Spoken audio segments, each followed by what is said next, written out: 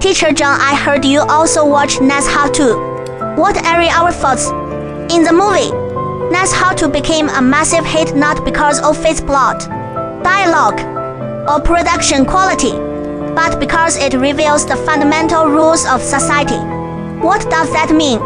This Chinese New Year, the biggest sensation wasn't deep, but Nezha 2, ASOF the night of his 10th. Its box office revenue had surpassed 8.5 billion yuan, breaking the nearly decade-long record held by Star Wars, The Force Awakens. It became the highest-grossing film in a single market globally and the first non-Hollywood movie to surpass 1 billion at the box office. This proves just how popular Nezha is. So let's analyze this. First, the essence of this world is that a small group of elites create rules to manipulate the vast majority of ordinary people. It is the hard work of the majority that makes the elites wealthy. It is the relentless efforts of the majority that bring them prosperity. It is the struggles of the majority that allow them to enjoy a life of luxury. But no matter how much ordinary people sacrifice, in the end, they are still used as fuel. As He Tao Te Ching says, heaven and earth are ruthless, treating all things as straw dogs. Sages are ruthless, treating the people as straw dogs. What did the lowest class groundhog do wrong? What was wrong with Shen Ongbou's father running a private school? What was wrong with Lady Stone spending her days admiring herself in the mountains? Yet, they were all used as ingredients for alchemy. Isn't that cruel? Second, remember this world has no good or evil, no right or wrong, only strength and weakness. The strong define what is right and wrong. In a world ruled by crows, even a swan is guilty. If something aligns with their standards, it is considered right. It is considered wrong. For example, we despise flies, but oh flies, it's just food. We like bees because we benefit from their labor. So what is truly right or wrong? It all depends on those who steer the rules. What is good or bad, black or white, is determined by those in power based on their own interests. Why is Chen Buddhism considered the righteous sect? Why is Shen Gongbao the antagonist? Why WSN as labeled a demonic being? Because it was all defined by Chen Buddhism. Even that whole disciples of Infinite Immortal ended up being called demons. Does getting a green pass suddenly make them innocent?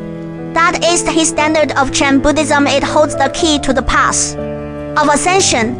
By the end, we realize that the real villain is Chen Zhao.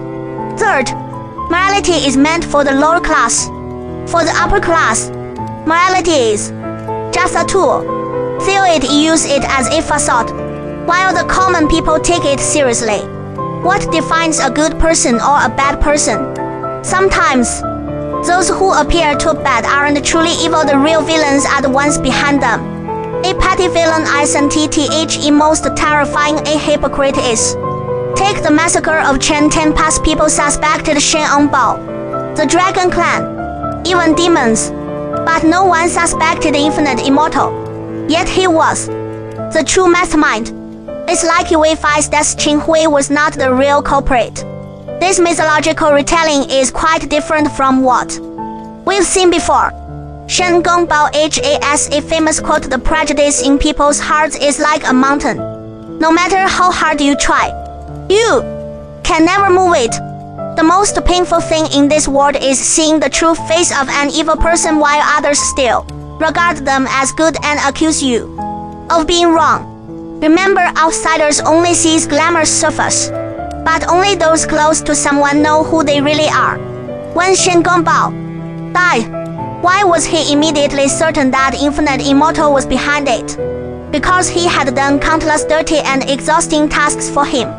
And what about the countless demon hunters? Even after realizing that Infinite Immortal was his villain, they remained loyal and continued to serve him. This is the world we live in. Why do people love it in Nezha movies so much? Because they see themselves in them. They relate to the characters, and they resonate with the story.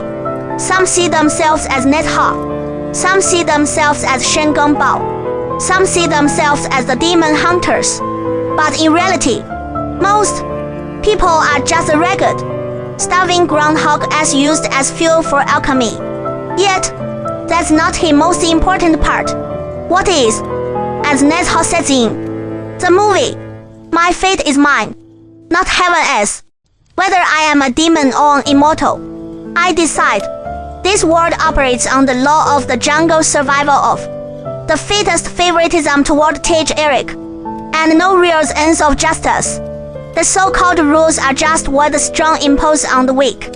If you are born poor, and you accept your fate, you will remain poor, trampled by others.